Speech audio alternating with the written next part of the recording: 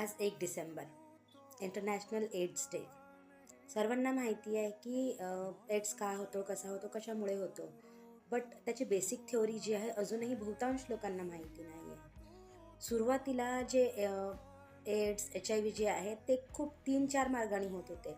पण बहुतांश जो HIV होतो, एड्स होतो तो लैंगिक अशिक्षणामुळे होतो किंवा बाकीच्या लोकांना त्याच्याबद्दल माहिती नसते किंवा त्यांना जाणून घ्यायचं नसतं, म्हणून ते या आजाराला बळी पडत असतात.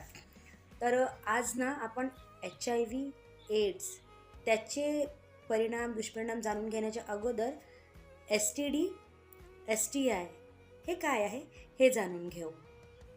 त्याच्यामध्ये सेक्स ट्रान्समिटेड इन्फेक्शन्स मीन्स संक्रमण. एकदा तुम्हाला ते संक्रमण झालं आणि तुम्ही त्याची योग्य निगा घेतली नाही तर तुम्हाला ते STD होतं, सेक्स ट्रान्समिटेड डिझीज.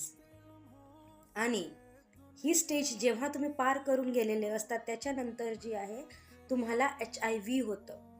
HIV झाल्याच्या नंतर जर तुम्ही त्याची काळजी घेतली नाही, औषध घेतलं नाही, ART घेतली नाही किंवा अजून जे त्याचे गरजेचे जे प्रिकॉशन्स आहेत ते घेतले नाही तर तुम्ही फायनल स्टेजला पोहोचता, ती म्हणजे एड्स.